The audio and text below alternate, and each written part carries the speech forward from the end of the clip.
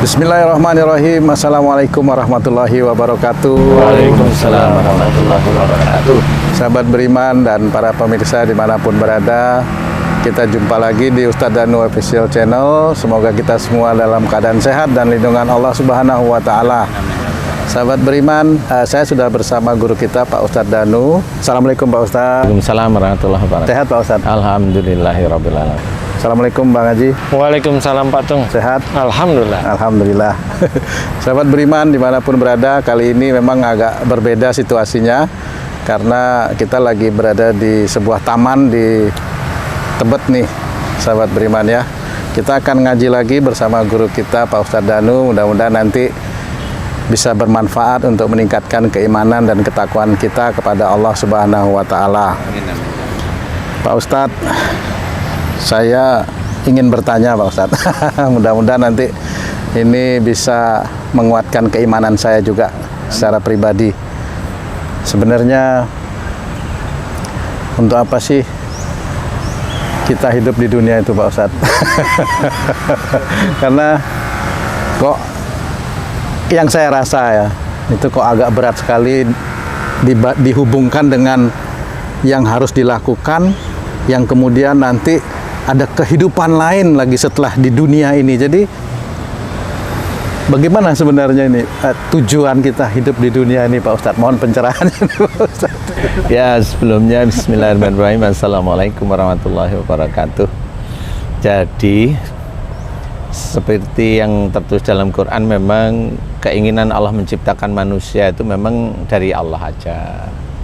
Istilahnya ada beberapa cerita diceritakan bahwa Allah menciptakan Adam itu dari mau diceritakan tentang Muhammad ceritanya.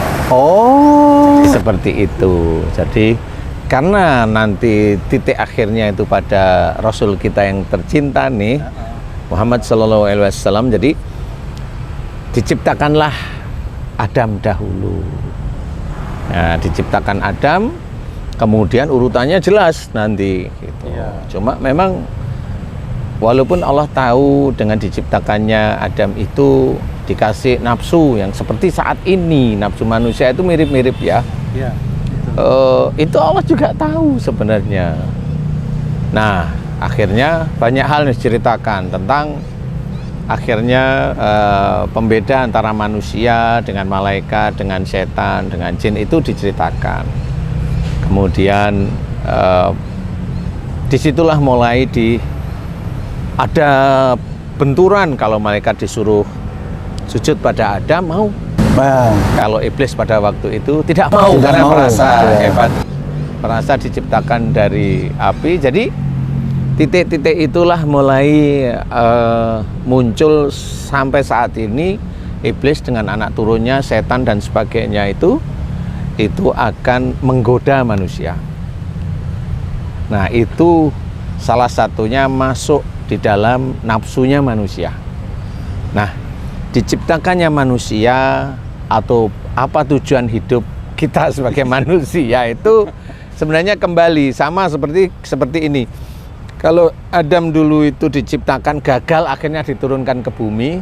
Gagal kan, digoda dengan setan, tergoda sehingga diturunkan ke bumi ini. Ini adalah sama seperti kalau kamu ikut tes si penmaru, apa namanya? Itu zaman kita. iya. Si Penmaru. Sekarang itu UMPTN. UMPTN ya. Ujian masuk perguruan yang saat tinggi. ini itu gagal, kemudian besok diulang lagi seperti itu. Dan pada saat masuk, yaitu manusia ada di dunia, mulai ada ujian demi ujian. Kalau masuk di fakultas yang kita inginkan, ujian demi ujian harus kita lalui. Nah, ujian manusia hidup itu adalah sebenarnya salah satu variasi dari ketaatan kita. Variasi. Jadi ujian itu memang variasi. Ujian itu apa? Ya? Dinamika. Variasi atau dinamika atau yang selalu mengiringi kita.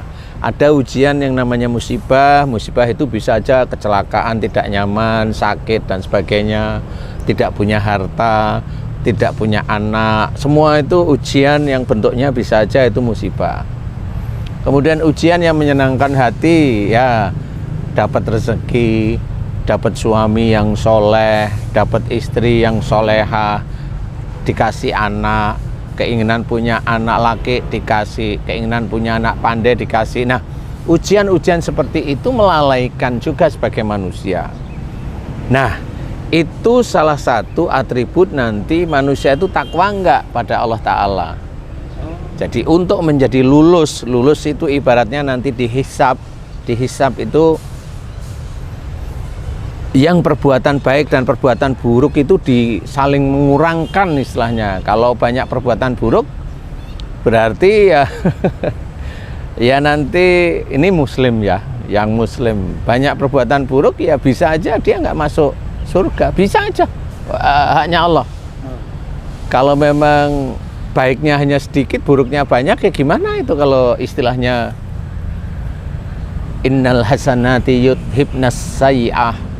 Sesungguhnya amal perbuatan baik mengurangi perbuatan yang buruk. Jadi perbuatan baiknya kecil, perbuatannya buruk besar, ya memang sama, tambah kurang itu seperti itu. Sehingga malah perbuatan baik itu hanya mengurangi buruk sedikit dan buruknya banyak, malah masuk neraka, seperti itu. Ketakwaan kita sebagai manusia diuji di situ oleh Allah Ta'ala dengan diturunkan para nabi, para rasul untuk membimbing manusia itu memahami tentang Allah. Hidup di dunia ini ujian. Semua orang tahu hidup di dunia ini ujian. Tapi pada saat mengaplikasikan, mengamalkan, ini kadang-kadang murat-marit. Umpama ada seorang yang dia dakwah, dia tahu tentang agama Islam, ya belum tentu itu sehari-hari dia bisa menjalankan aturan-aturan Allah. Sholat bisalah, puasa bisalah, baca Quran bisalah. Tetapi pada saat dihadapkan dengan istri, dengan anaknya, nah di situ bisa aja beliau itu terganggu. Jadi apa yang dia kerjakan, apa yang dia ketahui tentang ilmu-ilmu agama bisa aja memang tidak bisa dikerjakan dalam kehidupan sehari-hari. Kenapa tidak bisa dikerjakan? Bisa aja pada saat dakwah itu ada kesombongan. Kesombongan pada saat dakwah dia lupa dakwahnya itu viral sehingga muncullah ujub, riak dan sombong. Sehingga dengan dakwah itu saya dapat sekian ratus juta. Di situ ada kesombongan akhirnya. Nah, Allah akan melihat posisi ini. Itulah ujian yang harus dihadapi seseorang. Jadi sebenarnya hidup di dunia ini untuk ibadah atau untuk menghadapi ujian, Pak Ustadz? Lah kan jadi repot ini. General totalnya itu ibadah. Tapi isinya ujian tok ini, Pak Ustadz. Iya. Isinya ujian tok sebenarnya. Kalau enak-enak gitu hidup di dunia ini, nanti setelah mati apa bisa enak-enak juga, Pak Ustadz? Wah, ya belum tentu kan, itu kan bisa didata.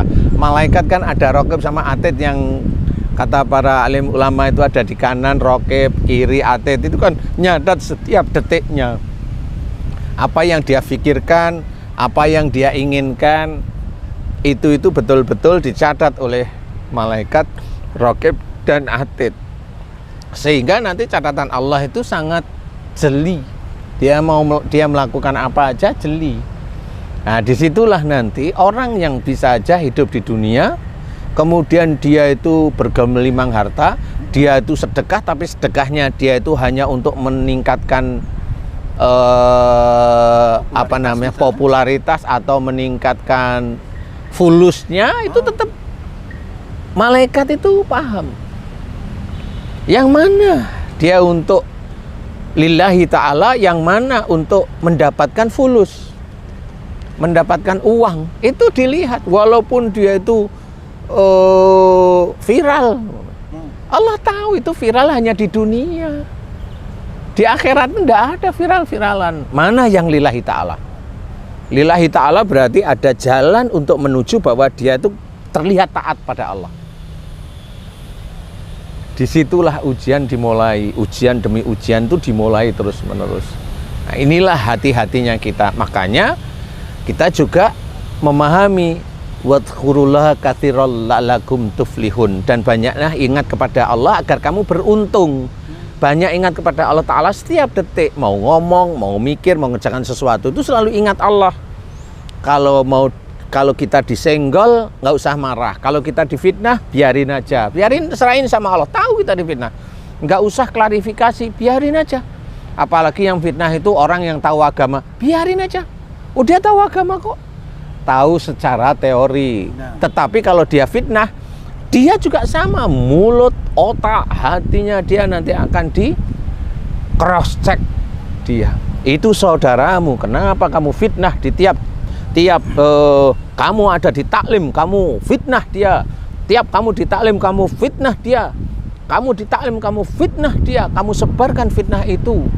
Sehingga orang itu, pemimpin yang memfitnah itu, dia nanti juga masuk neraka beserta kelompok-kelompoknya tadi. Protes jamaahnya, majelisnya. Wahai Tuhan, dia yang mengajari saya, siksa yang pedih. Gantian yang pemimpinnya sama-sama di neraka. Kamu tidak tahu ilmunya, kamu tidak tahu apa-apa. Nah, ilmunya itu ilmu fitnah itu tadi. Dia tahu agama tapi tidak dipergunakan untuk berjalan di relnya Allah. Nah, akhirnya dia tetap masuk aja neraka. Walaupun sekarang dia tidak sadar, saya menyindir, tetapi dia tidak sadar, nggak apa-apa. Saya menyindir itu untuk apa? Agar paham. Kan gitu. Fahami semua orang.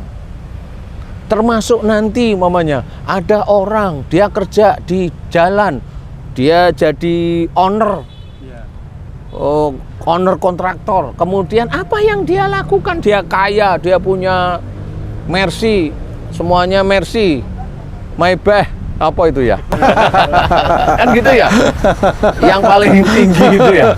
Kemudian dia punya macam-macam. Nah, di titik itu juga dilihat. Dia dulu itu pada waktu jadi kontraktor nyuri enggak? Dia bikin jalannya ditipisin, bagian yang tebel dikerokin, nanti sama konsultannya disuruh ngambil yang di sini. Kan seperti itu. Kok detail seperti itu? Nah, iya, memang. Saya harus cerita karena memang gitu. Yang dulunya eser beton itu yang kebesaran dihitung lagi. Oh, ini enggak cuma ini bisa seperti itu, diambil diganti yang kecil, yang gede ditimbang. Sehingga bisa lulus 500 ton keuntungan. Lumayan, itu berapa M itu ya. Nah, ini nanti ditanyain sama Allah, sehingga dari keuntungan 1 proyek, 2 proyek, sehingga dalam sekian tahun itu dia sudah menimbun berapa puluh miliar, dijadikan tanah, dijadikan rumah untuk makan istri, untuk makan anaknya. Ini ditanyain sama Allah Ta'ala. Dan bagaimana itu bisa menjadi ketaatan? Itu sama, nanti di neraka, dia akan masuk neraka karena dengan harta-harta yang haram. Itu ujian dia pada saat dia bekerja, pada saat jadi kontraktor. Walaupun dia itu pada saat sudah pensiun, dia cuma di subuh sudah di masjid, dia azan, kemudian duhur dia azan, asar dia azan, sampai isya azan, hidupnya dia di masjid. Apakah seperti itu dia bisa nanti mendapat ampunan dari Allah? Nanti dulu, ampunan yang mana? Belum cukup itu Pak Ustadz ya? Kalau dia tobat pada Allah Ta'ala, tobat yang mana? Karena yang dikerjakan banyak. Tobat pada istrinya yang selalu dosa, tobat karena dia kepada anaknya, tobat kepada orang-orang yang dijanjiin, besok nikah sama saya, nggak jadi, itu kan harus beda lagi itu. Tobat orang yang dijolimi. Tobat pada orang dijolimi, ya kan? Tobat pada negara, karena uang yang diambil bisa aja itu uangnya negara, gimana tobatnya? Uang rakyat ya. Uang rakyat itu sulit untuk menyelesaikan itu. Jangan dianggap gampang. Gimana coba kalau sudah begitu? Gimana dia walaupun dia tiap hari itu dia di masjid, belum tentu itu diampuni. Kata orang, kelihatan di mata orang aja, wah bapak ini baik. Iya, itu kan mata manusia. Mata Allah enggak. Mata malaikat enggak. Itu tetap tercatat sangat rapi sekali. Itulah yang harus kita perhatikan. Kita dianjurkan untuk ingat kepada Allah Ta'ala itu setiap detik. Dia mau ngomong, dek ada yang bisa disimpan, itu ngomong itu langsung, wah nyuri nih saya. Itu langsung, nggak jadi dek. Emang pernah ada yang begitu? Mana? Jadi tidak boleh. Makanya pada saat orang diciptakan oleh Allah Ta'ala di dunia itu untuk apa? Ya memang untuk mengejar ketakwaan pada Allah Ta'ala. Seperti itu. Sehingga jangan sampai kita itu nanti digolongkan orang-orang yang macam-macam, termasuk fasik, membanggakan harta, membanggakan pekerjaan, membanggakan ayahnya, nasabnya dan sebagainya. Itu kan memang dilarang oleh Allah Ta'ala. Kenapa? Karena itu termasuk kafir. Makanya kita harus belajar serius. Ada jin juga disuruh bertakwa pada Allah Ta'ala. Lah, kita sendiri manusia Islam itu kadang-kadang lucu. Ada orang kesurupan, jinnya dimaki-maki agar dia mau menyembah Allah. Lah gimana? Dipaksa ya. Dipaksa. Lah itu lucu. Nah, itu cara Nabi bukan. Bukan kalau saya jawab. Rasul nggak seperti itu. Bukan. Saja bukan. Jadi kalau ada orang seperti itu, bukan ajaran Rasul. Ajaran nafsunya dia sendiri. Karena yang jin-jin itu kalau yang saya nangani yang kesurupan diajak ngomong halus mau. Dan yang jelas pada saat saya itu bertanya, kamu mau menjadi jin muslim? Dia jawab, mau Ustadz. Itu langsung sadar kok orangnya. Loh ini bener nih, bener. Berarti pada waktu saat dia itu ikrar mau menjadi jin muslim, dia jawab mau, itu ikrar, dia pasti lepas dari santet itu, dari tubuhnya manusia itu. Itu normal kok. Tapi kalau ada jin santet ngomong, kamu mau jadi muslim? Mau, tapi masih itu bohong. Berarti kenapa? Dia dipaksa. Yang maksa, yang ngomong itu. Enggak, kalau saya tangani biasa. Dan saya nggak pernah kejam dengan jin. Karena apa? Dia sama, jin itu juga makhluk. Sehebat-hebatnya sama, anggap aja jin itu seperti harimau. Mau bagaimana kita nangani harimau? Dilembutin atau dikasari gitu. Nah, kan gitu ya. Itu dikasih daging biar dia mau jinak. Ya sebenarnya seperti itu. Nah, inilah yang harus kita sadari, bahwa belajarlah kita dekat sama Allah Ta'ala di semua detik. Wih, apapun bentuknya. bagaimana caranya untuk menghindari perasaan berat dalam menghadapi ujian di hidup di dunia ini, Pak Ustadz? Menghadapi hidup di dunia itu juga setan, sama aja. Bagaimana caranya untuk menetralisir atau mengatasi itu? Karena itu orang tersebut atau kamu itu memang nggak paham bahwa hidup di dunia itu memang tidak boleh mengeluh. Kalau orang itu bisa punya pikiran berat, berarti dia itu ada mengeluh. Mengeluh dengan bersedih beda ya Pak Ustadz ya? Mengeluh sedih dengan bersedih itu nanti, dari mengeluh itu nanti ada tahapan sedih. Sedih nanti ada tahapan lebih tinggi lagi, namanya putus asa. Yang akhirnya nanti ada skizofrenia yang disuruh di sini bunuh diri.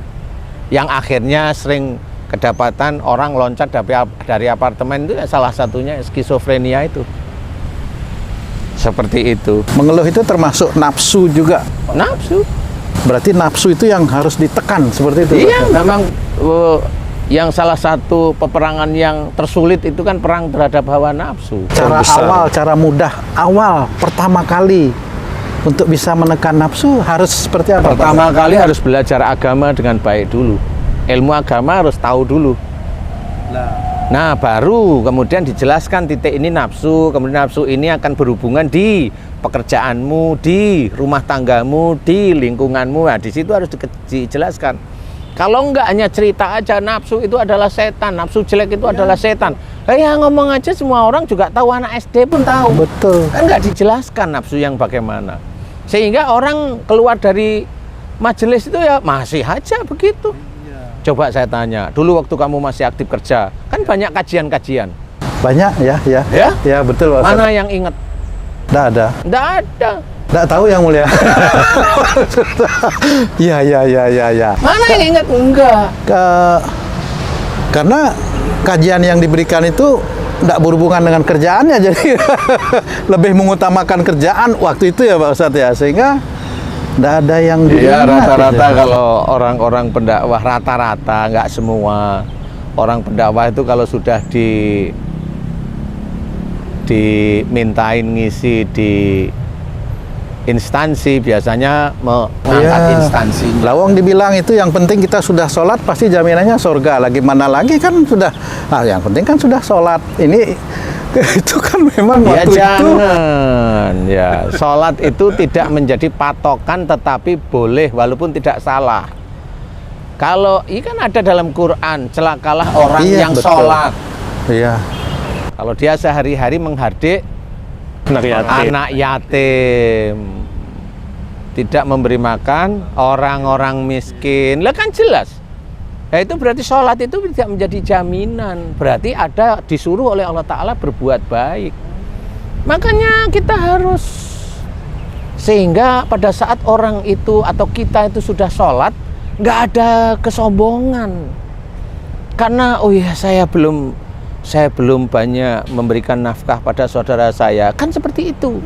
Oh saya juga tidak boleh saya menghardik saudara saya yang yatim. Oh ya saya belum ngasih sedekah kepada ibu bapak saya. Lah kan begitu. Sehingga kita itu tambah tunduk. Bukan sholatnya kita dibanggakan, selesai orang itu sholatnya dibanggakan, selesai dia. Sholat itu sama seperti orang bersedekah. Orang bersedekah itu ibarat tangan kanan itu memberi, tangan kiri nggak melihat. Sama sholat itu yang tahu hanya kita dengan Allah. Kalau berjamaah ya tahu ya dengan majelis itulah ya, dengan jamaah itu. Tapi kan nggak ada kemudian keluar itu terus kita di sini itu saya yang ahli jamaah kan gitu ya. Kalau sudah ya memang ada orang seperti itu ya sudah selesai dia hidupnya. Walaupun dia merasa nggak capek sholat, tapi selesai dia nanti dia di akhirat. Dia akan dinilai oleh Allah Ta'ala, dan itu lebih jeli daripada mata manusia. Jadi semua perbuatan baik, semua ibadah, kalau dia itu ada ujub, ada riya, selesai. Apalagi sombong, selesai dia sudah. Makanya itu juga diceritakan. Tidak boleh sombong, karena akan menghabiskan amal-amal soleh. Berat sekali ya, Bang Ji. Ya harus dikerjain. Ya semakin tahu agama, semakin orang terasa berat. Tapi kalau kita tahu agama dikerjakan setiap hari, ya insya Allah nggak ada berat lah, biasa-biasa aja. Kalau merasa berat itu kan karena keinginan kita nggak terpenuhi aja. Sebenarnya kan hanya itu aja. Kalau terpenuhi ya menjadi nggak berat, tapi menjadi ujub, riak dan sombong lah, kan begitu. Apakah menghadapi ujian itu juga merupakan ibadah, Pak Ustadz? Menghadapi ujian itu belum jadi ibadah. Itu baru jalan dipertemukan. Kamu naik kendaraan ketemu sama, nanti akan ketemu dengan orang ngebut, orang berhenti mendadak, kan begitu. Oh iya. Kamu mau selesaikan bagaimana dengan orang berhenti mendadak atau yang ngebut? Kan belum kamu. Jadi baru bayangannya aja nih. Iya. Dia sudah menjadi ibadah kalau sudah ada satu keputusan yang keluar dari diri kita masing-masing. Ya, seperti ada itu. keputusan solusi menyelesaikan ujian itu yang mengacu kepada yang syariat. maju pada syariat. Aduh berat. Begitu juga Ustadz, kalau orang menuntut ilmu agama terutama nih, apakah itu udah dikatakan amal soleh walaupun dia belum kerjakan? Kan dia hafal ilmunya kan itu kan ke atas izin Allah aja. Menuntut ilmu untuk apa dia? Menuntut ilmu agar untuk apa dia? Umpamanya untuk dakwah. Pada saat dia dakwah, ada nggak dia ujub riya di titik dakwah itu? Memang dia ada dakwah, tapi pada waktu dakwah dia seneng. Wah, majelisku banyak. Wah, orang-orang seneng. Wah, di sini lupa bahwa ilmu yang dia terima itu adalah titipan dari Allah Ta'ala. Bukannya tawadhu, tapi malah merasa hebat. Sehingga pada saat orang sudah mengenal dia menjadi arogan, merasa benar, merasa menang, tidak mau melihat saudaranya yang lain. Ya selesai. Berarti ilmu itu bisa menuntut seseorang karena nggak diamalkan? Iya. Sebentar dulu, ilmu yang mana dulu nih? Ilmu agama tadi. Lah, kalau orang yang menuntut ilmu agama itu akan mempunyai ibadah yang baik gitu kira-kira. Lalu seperti saya ini bagaimana? Saya kan kuliahnya bukan kuliah agama, Pak Ustadz. Makanya yang dinamakan oleh Allah Ta'ala itu adalah takwa. Bukan menuntut ilmu apapunnya. Itu menjadi salah satu alat saja. Alat jalan menuju takwa. Sebenarnya Ustadz, yang dinamakan menuntut ilmu menurut saya bukan di tempat-tempat sekolah, perkuliahan dan lain, apapun yang kita terima sebagai ilmu itu dikatakan ilmu, Iya, gitu kan? betul. Nah, contoh kita belajar ilmu tentang sholat, hanya sebatas tahu tapi nggak dikerjakan sholatnya, itu berarti ilmu itu menuntut kita nanti. Iya, ya bukan ilmu menuntut. Bagaimana? Istilahnya pertanggungjawaban. Berarti ilmu itu punya roh kalau dia nuntut nanti. Ya, pertanggungjawabannya jelas. Istilahnya menuntut ya. Insya Allah seperti itu. Makanya kita juga betul Haji J tadi. Jadi kalau seseorang itu punya ilmu dan itu baik dan itu ada dalam Quran, Sunnah, hadis, kerjakan aja. Apa aja ilmu, jangan suuzon, kerjain aja setiap hari. Kemudian jangan marah, kerjain aja setiap hari. Kemudian amalkan istighfar, Rasul menjalankan, kerjain aja. Bertasbih, kerjain aja. Sholat, kerjain. Puasa, kerjain. Baca Quran, kerjain.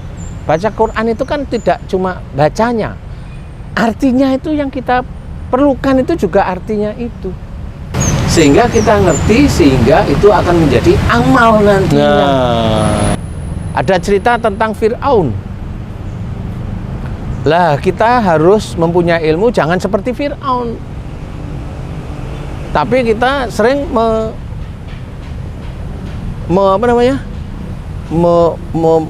menghujat Fir'aun.